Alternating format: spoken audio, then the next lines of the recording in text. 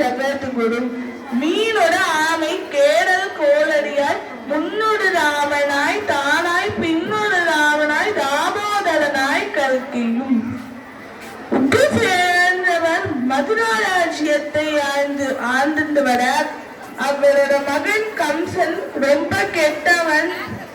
அவனுக்கு ஒரு தங்க இருக்கான், தேவகின் பேர். அவருக்கும் வசுதேவருக்கும் கல்யாணம் ஆடுது.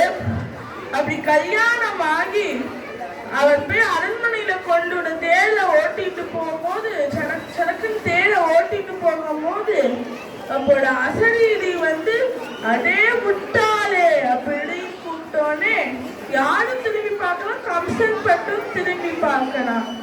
அப்ப அந்த அசரீதி சொல்றது, தேவகிக்கு பிறக்க போட 8வது குழந்தை ஒன்ன வதம் செய்ய போடுது அப்படின்னோடனே கம்சன்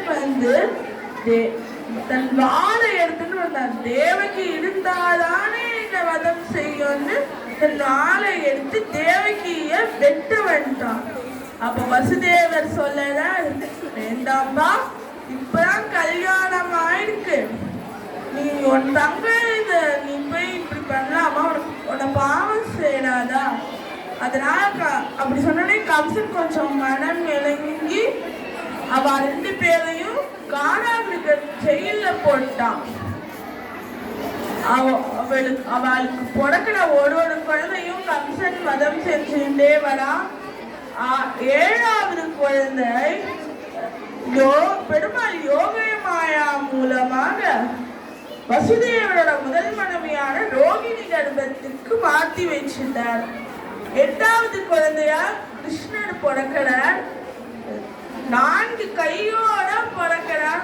தம் அற்புதம் பாலகம் அம்புஜேக்ஷணம் சதுர்புஜம். 4 கையோட பிறக்கிறார். சங்கு சக்கரம் கத பத்மம். இது ஏன் பெருமாள் கையோடு கொண்டு வந்தேன்னா, குழந்தைகளுக்கு கிளிகிழிப்பு காற்றாடிலாம் காமிச்சா சிரிக்கும். அது இந்த அம்மா காராகிருகத்துல இருக்கா, அம்மா கஷ்டப்படக்கூடாதுன்னு அதெல்லாம் அவளை வைகுண்டத்துலேருந்தே எடுத்துட்டு வந்துட்டார். சக்கரம்ன்ற காற்றாடியை கொண்டு வந்தார். சங்கின்ற சங்கின்ற ஊதுகுழலை கொண்டு வந்தார். கதன்ற கிளிகிழிப்பிய கொண்டு வந்தார். குழந்தைங்க பூ காமிச்சா சிரிக்கும், அதனால பத்மன்ற தாமரையும் அவர் கொண்டு வந்தார். அதுக்கப்புறம் தேவிக்கு 2 கையை மறைச்சு கொண்டோன்னு அவர் 2 கையை மறைச்சிட்டு சாதாரண குழந்தையார. அதுக்கப்புறம் கிருஷ்ணனுக்கு இந்த கோகுலத்துல போய் கொண்டு விடுங்கோ அப்படின்னோடனே கைவிலங்கெல்லாம் தானா அவுடுறது, கதவுலாம் தானா திறக்கிறது. அங்க இருக்கிற காவலாளிலாம் மயக்கம் போட்டு விழுந்துடுறா. வசுதேவர் கூடையில வச்சுட்டு கிருஷ்ணரை கோகுலத்துல கொண்டு விடுறாரு. அப்பெல்லாம் நல்லா மழை பெஞ்சுருந்தா ஆதிசேஷன் கொடையா பிடிக்கிறாரு. சென்றால் குடையாம் இருந்தால் சிங்காசனமாம் நீண்டால் மனவடையாம் நீர்கடலுள் புடையாம் மணியக்காம் உண்பட்டால் புல்கும் படையார் திருமார்க்கு அடவு அப்படின்னு வந்துட்டார். கொடையா ஆதிசேஷன் பிடிக்கிறார். யமுனைக்கு பெருமாளோட திருமணியை தோன்றணும் ஆசை. அதனால யமுனை கடல் மாதிரி பிரவாகமா வந்துதான். வசுதேவனால நடக்க முடியல, கஷ்டப்பட்டு நடக்கிற அவள் பெருமாளோட திருவடி கிருஷ்ணனோட திருவடி தொட்டோன்னே யமுனை தானா வழிவிட்டுட்டா. வசுதேவர் போய் கொண்டு விட்டார் யசோடாவோட வீட்டுல. அப்போ அங்க ஒரு பெண் குழந்தை பிறந்துட்டு அதை எடுத்து அவர் காராகிருகத்துக்கு திரும்பி வர.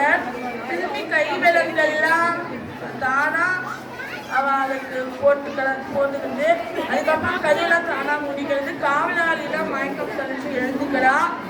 அதுக்கப்புறம் குழந்தை அழ சத்தம் கேட்டோடனே அப்புறம் அவ கம்ச மகாராஜா கேட்டுனா, கம்ச மகாராஜா தேவகிக்கு 8வது குழந்தை பிறந்துட்டு. அவ்வளவுதான் கம்சன் இங்க என் சத்ரு பிறந்துட்டானான்னு தன் வாழை எடுத்து அவனை எட்டவனா அப்படி விளைச்சு அப்படி குழந்தை என் கையில திக்கனா அந்த குழந்தை கடந்து போய் யோக மாயாவா மாடி கம்சா தேவகியோடைய 8வது குழந்தை பிறந்துருது அப்படின்னோடனே கம்சனுக்கு பயம் வந்துடுது. பெருமாள் அவனோட வயிற்றுல நெருப்பா வந்துடுற ஒருத்தி மகனாய் நெருப்பா ஒருத்தி மகன் ஐயோ கோகுலத்துல வண்ண வாடங்களா ஒரே கோலாகலமா இருக்கு. வண்ண மாடங்கள் சூடு திருக்கோட்டி ஒரு கண்ணன் கேசவன் நம்பி பிறந்து என்னை சொன்னம் எதிரெதிர் புதுவிட கண்ணன் முற்றம் கலந்து ஆகிட்டேன். சுண்ணம்னா அந்த கலர் பொடி. ஹோலியில நாம கலர் பொடியை தண்ணியில கலந்து அடிச்சுக்கணும். அந்த காலத்துல அதெல்லாம் எண்ணெயில கலந்து அடிச்சுப்பாங்க. அப்படி எடுக்கச்சு கீழே பரப்பத கிருஷ்ணன் எங்கன்னா அவ ஓடி போகும்போது அவ வழுக்கி விழுவா, திரும்பி எழுந்து ஓடுவா. அப்ப அங்க 2 கோபிகள் பேசிக்கிறா, ஏண்டி கிருஷ்ணனை பார்த்தையா? அப்ப இன்னொரு கோபியை சொல்லலா, நான் எங்க பார்த்தேன், அவன் தான் என்ன முழிச்சு பார்க்கறான் அப்படின்னா. அதுக்கப்புறம் கம்சன் வரிசையா ஒரு அசுரனா அனுப்பினா. பூதகி, சகடாசுரன், திருநாவடுத்தன், கேசி, அரிஷ்டாசுரன், மகாசுரன், அகாசுரன், வத்சாசுரன், பிரலம்பாசுரன் வரிசையா இருக்கிறார். கிருஷ்ணன் எல்லாரையும் அழிச்சுட்டே வர பெருமாள் அசுரர்களை அழிக்கிறதுக்கு மட்டுமே பூமியில அவதாரம் எடுக்கிறார். அசுரர்களை அழிக்கணும்னா வைகுண்டத்திலே தன் சக்கரத்தை விட்டா எல்லாரும் அழிச்சிருவான். பெருமாள் அதுக்காக அவதாரம் பண்ணலையா, தன்னோட பக்தர்கள் கூட விளையாடதான் அவதாரம் பண்றாரா.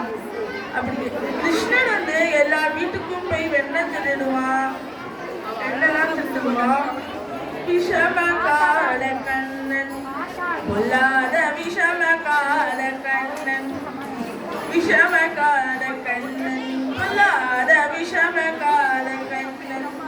வேடிக்கையாய் பாட்டு பாடி விதம் விதமாய் அட்டமாடி நாடி கோழிலீலை செய்யும் நந்த கோபால கிருஷ்ணன் விஷமகால கண்ணன் பொல்லாத விஷமகால கண்ணன்.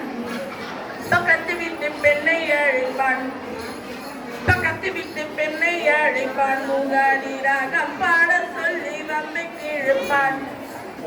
பக்கத்து வீட்டு பெண்ணை அழைப்பான், முகாடி ராகம் பாட சொல்லி வம்மைக்கு இழுப்பான். எனக்கு அது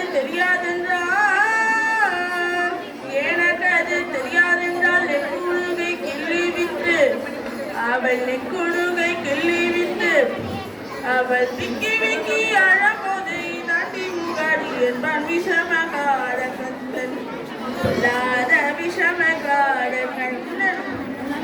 அதுக்கப்புறம் அந்த காளிங்கன்னு ஒரு நாகம் இருக்கிறது.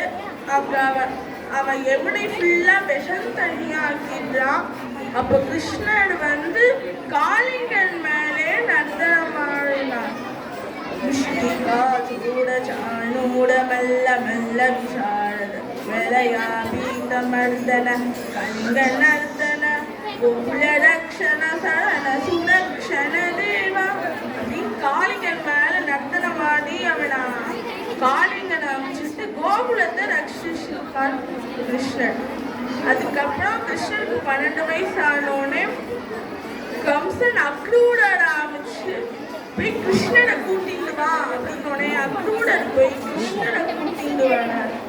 அதுக்கப்புறம் இந்த கம்சன் மதுராவோட என்ட்ரன்ஸ்ல கொலையா பீடம்ன்ற பெரிய யானைய போய் வைக்கிறாங்க கிருஷ்ணரை அழிக்க.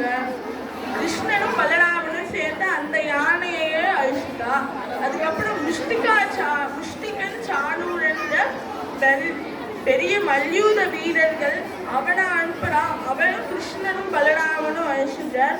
கடைசியில கிருஷ்ணர் வந்து கம்சனோட போராடி கம்சனையும் அழிச்சிட்டார். பிருந்தாரண்ய நிவாசாய பலராம அனுசாய ருக்மிணி பிராணநாதாய பார்த்தசூதாய மங்களம். ஸ்ரீமதி ராமானுஜாய நமः.